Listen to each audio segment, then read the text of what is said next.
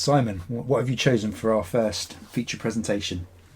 So my number one choice for the first episode for the feature presentation, I've gone for 1969's The Wild Bunch, directed by the legendary Sam Peckinpah. So this film is obviously a Western. I had to get a Western in there somewhere, and it primarily concerns a bunch of outlaws. I think it's set around 1913, so probably coming towards the end of the West as it was. They're basically men out of time. They're a gang of outlaws and they're looking to pull one last job. We see them at the start of the film. There's a very, very well-staged shootout where they try and rob a bank, and they're led by some brilliant character actors. Pike, the leader of the gang, is played by the great William Holden, but you've also got the fantastic Ernest Borgnine. You've got the likes of Warren Oates. The brilliant Warren Oates. And playing his brother, Ben Johnson. I mean, these are all stalwarts from many, many films with guys that have had great careers.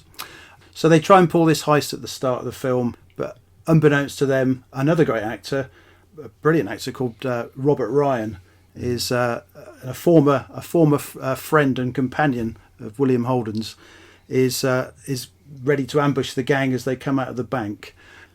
Obviously things don't go well, the gang regroup and they decide that they're going to pull a final job, and that's robbing an army train to try and nick a load of rifles and ammunition and sell them to this rogue, evil Mexican general called Mapache. Mm-hmm. But what they haven't banked on is that one of their gang, a guy called Angel, who's Mexican, he is siding with the rebels against General Mapache, and he steals a box of rifles.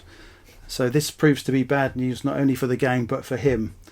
And when it's found out that this box of rifles has been stolen and he is taken prisoner by the general, the gang are left with a choice, basically. What do we do? Do we take the money and run after we sold the rifles, or do we save this guy? And I think therein lies the main crux of the film. It's essentially about loyalty, with, as I say, men out of time who've got nowhere to go.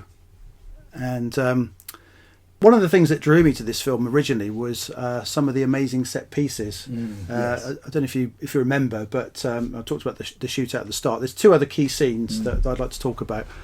I think firstly, there's the amazing scene on the bridge when Robert Ryan's men are pursuing Pike and his gang, and they've laid dynamite on the bridge. And just as they're on the bridge itself, and it's a huge, great bridge spanning this expanse of river, the bridge blows up, and you've got this amazing shot. And bear in mind, it was filmed in 1968, of the bridge exploding. And apparently the stuntmen, sat on real horses, no CGI obviously, dropped 20 feet into the water. And you can literally see it done in classic Peckinpah slow motion. Yeah. And amazingly, nobody was hurt. I mean, you can't believe it. I mean, it's one of those stunts that when you watch it, it makes your eyes water. When you see that scene, you can't believe what you're watching. It is one of those ones you're thinking. Yes. I think with a modern audience sensibility, you're thinking, how did they do that? And you almost have to remind yourself that it's all practical. This is all practical. It's all real. Yeah. So that is the scene. I remember first watching it, thinking, "Crikey, that's incredible."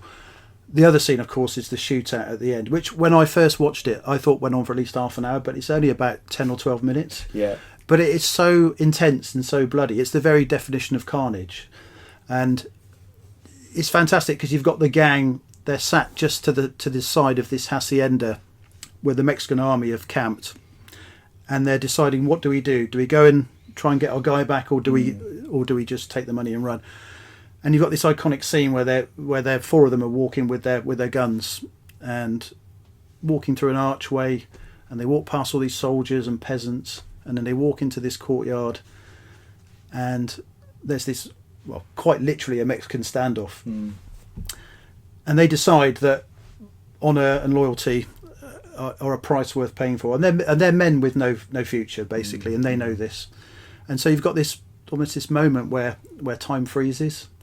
And then I think William Holden shoots one of the older generals, and then all hell breaks loose. And you've just got Peckinpah style. Well, this is where he gets his name Bloody Sam from, basically. And you've got literally hundreds and hundreds of extras being absolutely mown down. I mean, I don't know how many, in real life, how many extras were used, but it's an incredible scene. Apparently, it took 12 days to shoot that scene. Wow. but it stays long in the memory, and it's one of those scenes that I remember getting into, like Hong Kong. Well, I think they called it heroic bloodshed cinema. You know, the John Woo, Ringo Lam stuff that came out in the 90s. And John Woo must have been tremendously influenced by Peckinpah. You know, his slow-mo scenes and the squibs and the rest of it. And obviously the theme of honour, which is something else that films like The Killer and A Better Tomorrow were particularly, you know, focused upon. But I just think it's a tremendous scene, and I think it for me, seeing it. When did I see it? I think I saw it in the 90s. Yeah, I saw this it. is the first time you saw it. The first time I saw it was actually it was at the cinema. So it was at the old, and you'll remember this. It's at the old ABC cinema in Friar Street, which was a beautiful old building. I think it changed names a few times, but it ended up being the ABC. I think it was ABC. I remember it was called the Canon at one point. Yeah, right. Okay, It was MGM Cinema at one point. Oh, was it? Right. Okay. Yeah. As I say, it changed names multiple times. Yeah. It changed names more times than it changed its staff. Yes, that's true. Yes, yeah. Because I remember the lady that was on the box office used to work at Smith's opposite. Oh, right. Okay. I don't know if you remember that. No, I didn't realise. Yeah. So it was quite nice because you'd all see the same people, and so they used to have this. It was like a classic cinema club or classic film screening on a Wednesday afternoon. It's about 5 o'clock, so I go after work, and I saw like The Godfather and Casablanca and Psycho and It's a Wonderful Life and those sorts of films. But one of the films they showed was The Wild Bunch, and around that time I was really into like spaghetti westerns. So I was really into the more sort of visceral side of westerns. I'd yet to really get into John Wayne and Randolph Scott and Audie Murphy and people like that. So I remember going along. I can't remember who I went with. I might have gone on my own, but I was absolutely or literally blown away by this film. It was one of the most in-your-face westerns I'd ever seen. And was it one of your first Peckinpah films you'd seen? That's a good question. I think it must have been. Right. I think I saw Cross of Iron, which I'm particularly keen on. I saw that afterwards. I saw Junior Bonner, and I know this is a fan of Tarantino's a fan of Junior Bonner, and I remember I quite liked it at the time, but it wasn't The Wild Bunch and it wasn't Cross of Iron. Right. What I'm saying is it didn't have slow-mo kills and blood going everywhere. So I think now I would watch it and I would reappraise it, completely differently. Yeah. But I think it was, yeah. And of course it was I think it was Peckinpah's third feature. I think the film before he worked on was Major Dundee. Right. Which obviously starred Charlton Heston, who we've mentioned already on this podcast. And I think at that point, Major Dundee was his third feature. But at that point, I think he was already getting a reputation for peeing off producers. Right. And he was obviously he used to like a drink. He used to drink whiskey regularly on set. And I think he would be very tough on the actors. It didn't matter how established they were. And there's one story when I was doing some research that I thought was particularly interesting. This is on the set of Major Dundee. Charlton Heston was leading a cavalry troop down a slope on horseback, and Sam Peckinpah was sat on a ridge on one of these really high chairs directing, like he does, shouting at them. Yeah. And apparently they were going too slowly, and he was shouting at Charlton Heston and swearing at him, telling him to get on with it and all the rest of it. And then you've got this relatively young director, and you've got Charlton Heston, one of the biggest stars in the world. And Charlton Heston apparently wasn't very happy about that, and wasn't very happy about the way that Peckinpah had been treating the younger members of the cast and crew. So literally he lost his temper, which he never did. Right. And he charged Peckinpah with his sabre out. And Peckinpah, I think, was sat on this high seat with a riding crop that he used to hold. And I think they almost came to blows. Right. But it was a bit of a turning point in the film, because I think apparently after that they had some sort of reconciliation, and I think Charlton Heston actually got on with Peckinpah. They put their differences to one side. And the film, talking about Major Dundee now, but the film wasn't a huge hit at the time, but I think it's been reappraised since then. So, he fell out with the producer of that film, and so it's 3 years before The Wild Bunch was made, where I think he just did a bit of TV work, and people didn't really want to touch him. Of course, later on in his career, he famously got even harder to work with. He then discovered cocaine, so he was not only was he drinking on set, he was doing a lot of coke. So by the time you get to the Osterman weekend, right at the end of his career, I think he wasn't particularly coherent when he was directing. And it's a real shame, because if you look at his filmography, he didn't make that many films. And they were all in a fairly concentrated period of time, weren't they? As you say, Wild Bunch in 1968, being his third feature, had that incredible run through the 1970s, and it was 83, 84, was it? He died? Yeah, I think it was, certainly around that time. But Yeah. So you kind of, he made some brilliant films and he's a really important director, but you almost get the impression with him it's a question of what if he lived another 10 years. Yeah. He always used to say that making a film or coming to the end of making a film was like somebody dying, and I guess you can kind of see what he meant by that because of the way he put his soul and his heart and everything into each film. But I think as he did that, it just took something out of him. And we haven't even got onto films like Straw Dogs, I mean, all incredible, which is essentially a Western in the countryside. Yeah. Oh, I'm sure we will get to Straw Dogs at some point during this podcast. I don't think there's any way we can avoid such an incredible film. No, exactly. I'd seen The Wild Bunch until a few years ago. Yeah, I'd had a bit of an aversion to westerns when I was growing up. I kind of was always put off by the idea of the John Wayne western. There were obviously a few films that came out, as I was growing up. Things like Unforgiven, Dances with Wolves, obviously made a big stir. It was never a genre that I particularly warmed towards. Yeah. Not until I met yourself and a fellow friend of ours who kind of introduced me to the wonderful world of spaghetti westerns. Yeah, absolutely, yeah. And then obviously from that, then sort of branch out into to the other sort of classical westerns and the I guess what's referred to as the post Wild Bunch American westerns. When I first saw the Wild Bunch, it was only a couple of years ago, and it was on a streaming service, and the print that they were using wasn't the best print. So I only recently purchased a Blu-ray copy. And to be honest, watching it was like watching it for the first time. Because the colours popped. The landscape was all so clear. It genuinely felt like I was watching it for the first time. The version I saw was the 145-minute director's cut, because I said there's a few versions that have been they're out there, aren't there? But I think that's kind of now widely. I think it's accepted as the standard version, isn't it? Yeah. There's a lot to admire. You talked about a couple of those sort of set pieces in there. I mean, I think that the opening scene is pretty spectacular as well. And the way that Peckinpah uses the that opening to really sort of ratchet up the tension. As the heist is in progress.